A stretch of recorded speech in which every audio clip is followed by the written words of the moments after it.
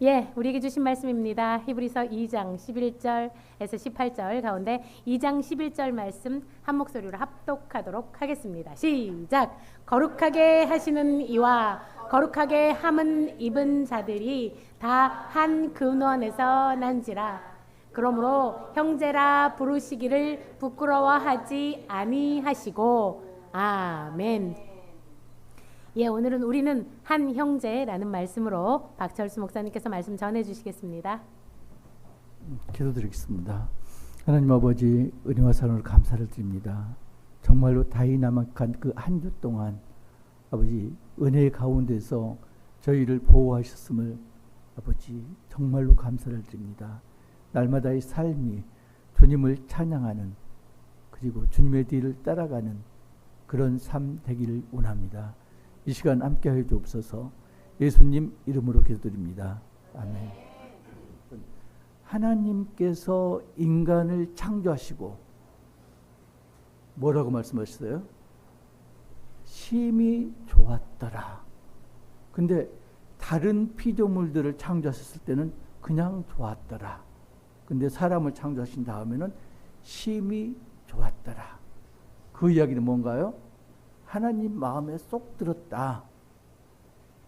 그리고 내가 만들었지만은 내가 자랑스럽다. 그걸 이제 성경에서는 영광, 멸류관 그렇게 표현하거든요.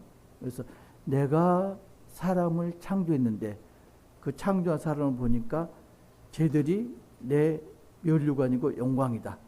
이렇게 느낄 정도로 하나님이 기쁘셨다. 그래서 하나님께서 인간에게 역할을 부여하셨습니다. 세 가지 역할을. 어떤 거죠? 첫 번째가 제사장 역할. 찬양하고 경배하고 제사드려라. 제사장 역할. 두 번째 역할이요. 뭔가요? 선지자 역할. 그러니까 선지자 역할은 뭐냐면은 사실은 인간 사이의 역할이에요. 제사장이 하나님과 사람 사이의 역할이라면은 선지자 역할은 사람과 사람 사이의 역할. 믿지 않는 자에게 복음을 전하는 역할.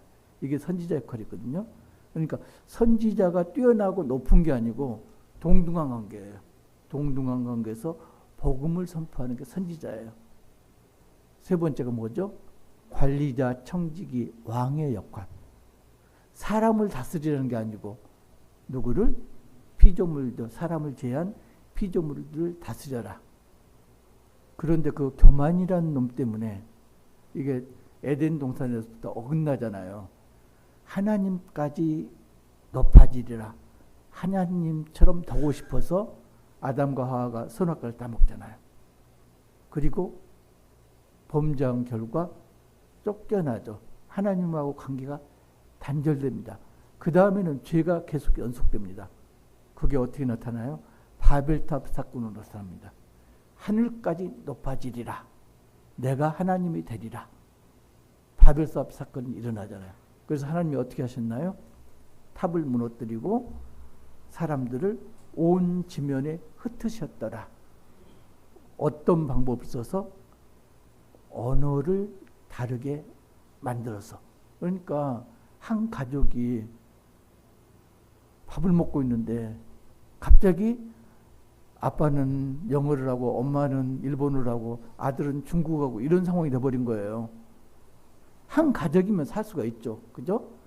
대충 살 수가 있는데 그게 아니고 이웃끼리 모여서 사는데 한 마을에. 그럼 어떻게 되나요? 언어가 같은 사람끼리 나눠지게 됩니다. 그죠? 뿔뿔이 흩어집니다.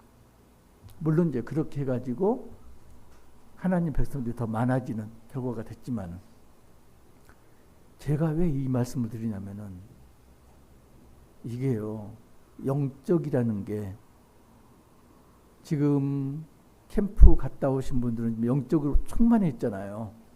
그런데 우리가 눈에 보이는 건 영적인 충만은 눈에 안 보입니다. 어떤 게 눈에 보이나요? 육체적인 충만, 외적인 풍요가 눈에 보입니다.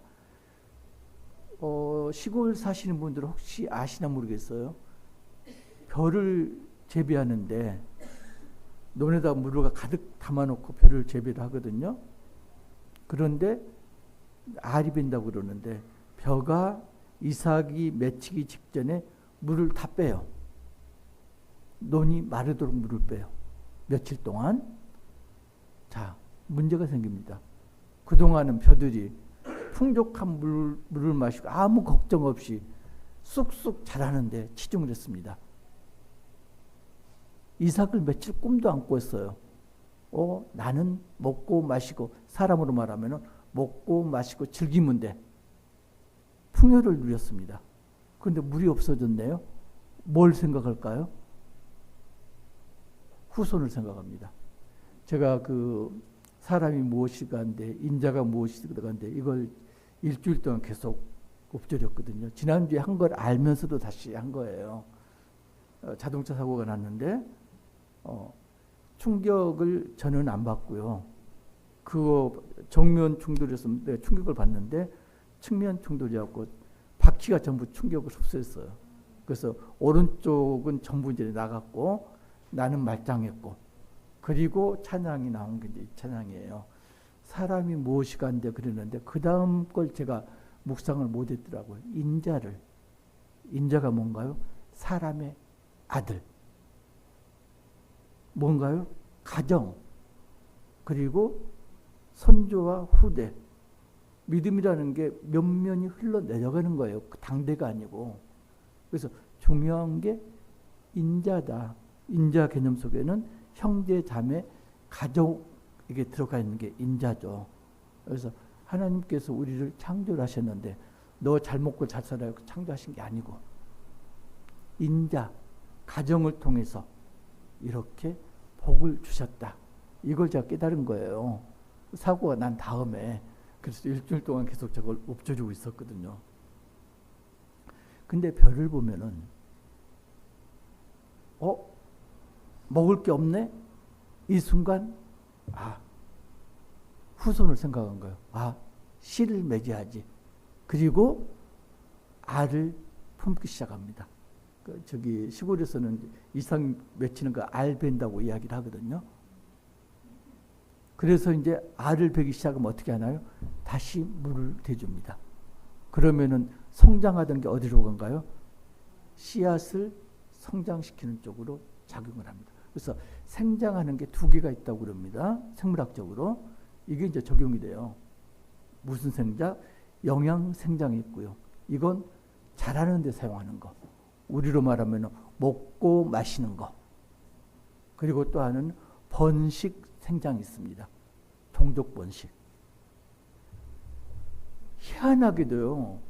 이게 사람에게도 그대로 적용됩니다. 죄 때문에 하나님하고 멀어졌잖아요. 영적으로 죽었습니다. 근데 영이 눈에 안 보이기 때문에 사람들은 뭘 하나요? 먹고 마시고 외부적으로 화려하게 보이는데 치중했습니다. 그러다 보니까 영적인 건 죽었네요. 믿는 자들이 형제 자매가 나오는데 형제 자매는 세상에 있는 모든 사람이 형제가 아니고 믿는 자들이 형제 자매입니다. 믿지 않는 사람들은 형제 자매 아니에요. 착각하시면 안 됩니다. 하나님께서 만민을 구원하시기로 작정하셨다. 그런데 단 주님을 믿는다고 고백하는 자만, 그걸 놓치시면 안 돼요. 다 형제 자매가 아니고 믿는 자들이 형제 자매입니다. 그런데 형제 자매도 이게요, 믿는다고 그러는데 영적으로 결실이 없는 자들이 많습니다. 특별히 유대인들이 그랬는데, 유대인들이 외식하는 자들, 특별히 바리새인들 이렇게 이야기하잖아요. 예수님께서 예루살렘 입성하시고 그 다음 날 베다니에서 예루살렘을 갈 때 무화과 나무 한 그루를 보았습니다. 시장하셨어요. 제가 볼 때는 아침 시간인데 왜 식사를 못 하셨을까 이런 생각을 했는데 아침 식사를 하셨을 것 같아요. 근데 영적으로 시작하셨던 것 같아. 그래서 무화과 나무를 봤는데 무화과 나무가 어땠다고요? 잎이 무성했다. 그런데 무화과는 달리지 않았다. 한 가지 우리를 헤매게 하는 게 뭐냐면은 무화과 철이 아니었더라. 그러면 당연히 무화과가 안 열리거든요. 그런데 예수님이 어떻게 하시나요? 무화과 나무를 저주를 하십니다.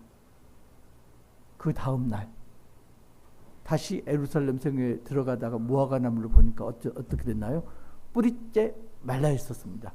예수님을 제자들이 그걸 묻자 이걸 믿음하고 기도하고 연결시킵니다.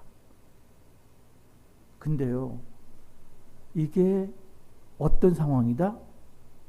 유대인 상황이다. 너희들은 율법을 지킨다고 외식하는 자들인데 영적으로는 완전히 마른 자들이다. 그 말씀을 하고 싶은 거거든요. 이게 벼 이야기 했듯이 유대인들을 살리려면 어떻게 해야 돼요? 물을 빼야 돼요. 우리로 말하면은 우리 영을 살리려면은 어떻게 해야 된다? 우리를 풍요롭게 하는 그런 물을 빼버려야 된다. 그래야지 스트레스 받고 자극을 받아서 영적인 열매를 맺게 된다. 물 빼는 게 뭘까요? 가장 쉬운 게 경제적인 고난.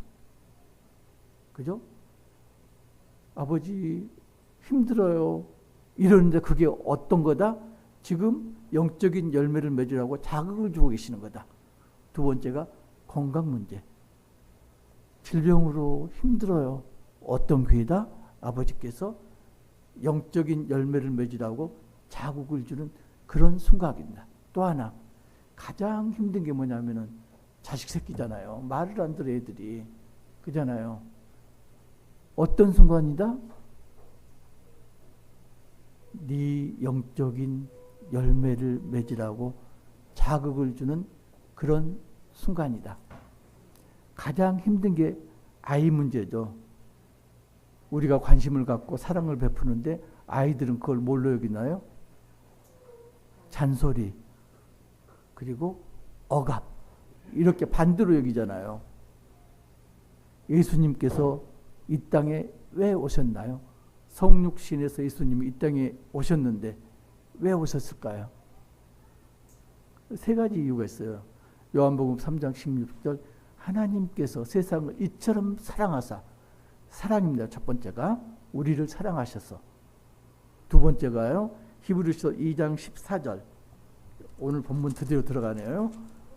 끝날 때 됐는데 2장 14절 우리를 구원하기 위해서, 그 전 단계가 뭔가요? 마귀를 멸하기 위해서, 세상 권세를 잡고 있는 마귀를 멸하기 위해서. 그래서 15절 모든 자들을 종노릇하는 모든 자들을 놓아주려 하십니다.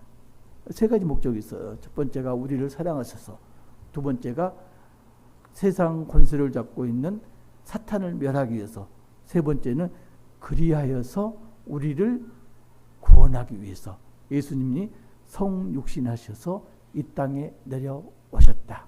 자, 그러면 우리가 우리 자녀들을 구원하려면 어떻게 해야 될까요? 우리 자녀들까지 낮아져야 됩니다. 그렇지 않고 부모 높이에서 권면하고 사랑한다고 하는 건 아무 울림이 없습니다. 어떤 목사님이요, 한센병 환자들 대상으로 목회를 하시는데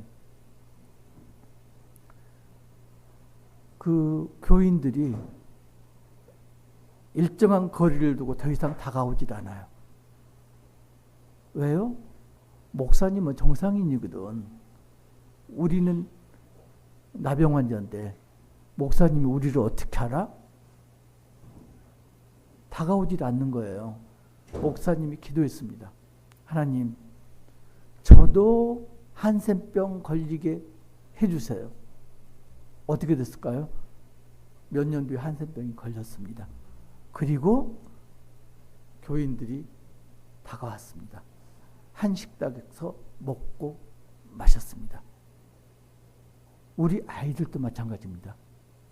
유치원생들하고 저기 놀이공원 뭐 아니면은 그런데 뭐 사파리 이런데 가면은 아이들한테 갔다 와서 그림을 그려라. 어떤 그림을 그릴까요? 지 눈앞에서 본 그림을 그립니다. 어른들 엉덩이. 엄마 아빠는 새로운 거 신기한 거 보여주기 위해서 갔는데 정작 아이가 본 건 뭐다? 눈높이에 있는 엉덩이가 밖에 안 보이는 거예요. 우리 아이들이 지금 그렇고 있다니까요. 엄마 아빠 눈높이에서 애들에게 하는 말은 잔소리입니다. 어떻게 해야 된다고요? 아이 눈높이까지 내려가야 됩니다. 예수님께서 성육신에서 사람으로 오셨듯이 우리가 아이까지 낮아져야 됩니다. 그래야 비로소 우리 애들을 건사할 수 있어요. 안 그러면요, 애들 눈높이하고 우리 눈높이 다르다니까요. 한 형제, 한 자매, 한 가족, 이게요 한 뿌리입니다. 그래서 지금 보면은 지금 유대인들이 계속 반론을 제기합니다. 예수님이 메시아라고 그러는데 유대인들이 메시아관은 어떻죠? 로마 압제에서 해방시킬 힘 있는 임금, 이걸 메시아로 여겼는데 십자가에 못 박혀 죽으셨어? 그런 사람을 메시아라고? 믿을 수가 없는 거죠. 반론을 제기해요. 예수님이 천사보다도 못하다. 왜? 천사는 죽지 않고 영생을 한다. 근데 예수님은 사람이기 때문에 죽는다, 죽었다. 그러면 천사보다도 못한 사람이 어떻게 메시아냐? 여기에 대한 반론을 히브리서 저자가 지금 하고 있는 겁니다. 그 전에는 뭐였나요? 그 전에는 예수님은 창조주시고 천사는 피조물이다. 예수님은 경배받으시는 분이고 천사는 경배하는 자다. 이렇게 이야기했는데 오늘 본문에서는 어떻게 이야기하는가요? 예수님이 성육신 하셨는데 그 목적이 뭐다? 세 가지 목적으로 성육신 하셨다. 자, 쭉 넘어갑니다. 자, 17절, 18절 오늘 드디어 끝내겠네요. 그 전까지 쭉 하시고요. 자, 범사의 형제들과 같이 되심이 마땅하도다. 자, 주님께서 우리를 형제라고 하셨습니다. 형제 자매는 뿌리가 하나입니다. 그죠? 뿌리가 하나. 형제 자매 그러는데 이웃집 아이가 와서 나도 형제 자매 밥 먹고 살진 않잖아요. 형제 자매는 한 식탁에서 먹고 마십니다. 여기 대한 예가 탕자의 비유에 나오죠.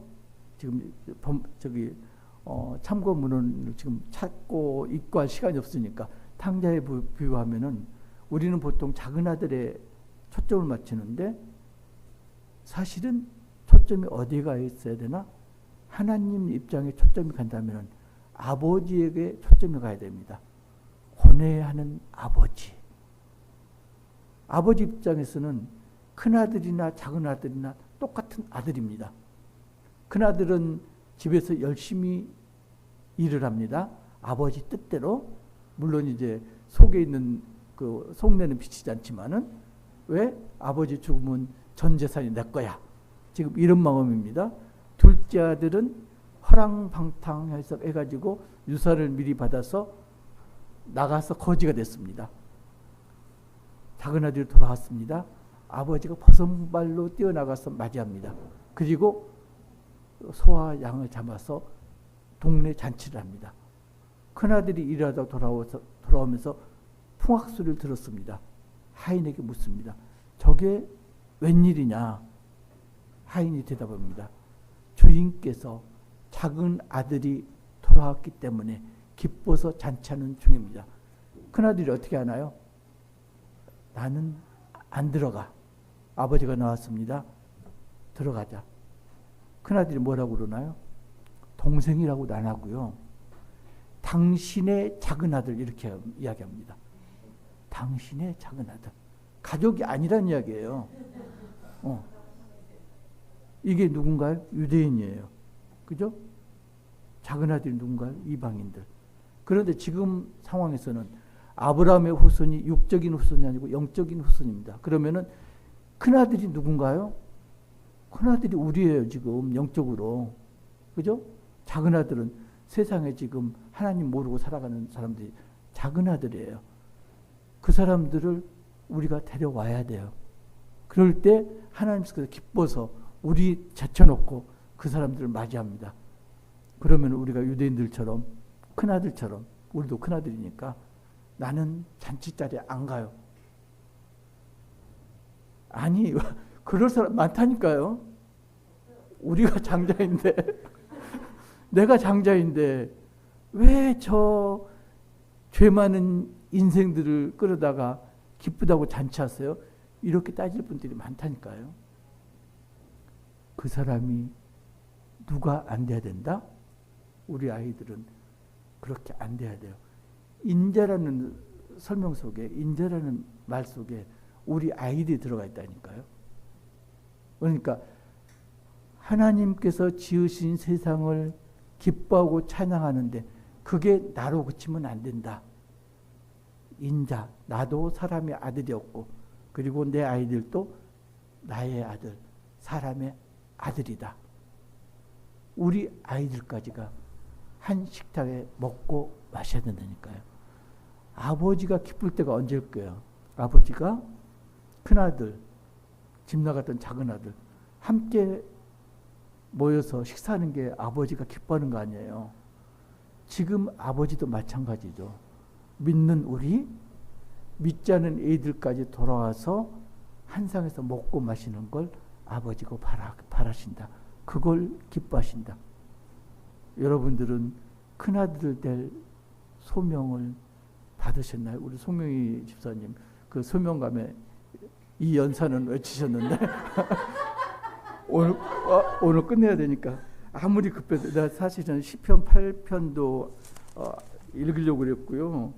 그 다음에 나중에 집에서 읽으세요. 그 다음에 마가복음 그 11장 저기 무화과나무 비유도 한번 읽어보시고요. 그 다음에 룻기도 한번 읽어보셔야 돼요. 룻기 보면은 고엘 기업 물을 자 나오거든요. 그러니까 기업 물을 자가 누가 기업 물을 자냐면은 가까운 친족이어야 돼요. 예수님께서 성육신하여서 우리를 구원하셨는데 누구를 구원하신다? 아브라함 후손을 구원하신다. 내 가까운 친족을 구원하신다. 그러니까 우리가 믿지 않는다면은 예수님 구원의 그 범죄에서 벗어나게 됩니다. 인자를 생각하신다면은 우리 아이들 예수님처럼 낮아지셔서 아이들 눈높이에서 양육을 해야 됩니다. 무엇보다 중요한 게 뭐라고요? 양육은 어떻게 한다? 성경 말씀과 하나님의 교훈의 말씀으로 양육을 해야 된다.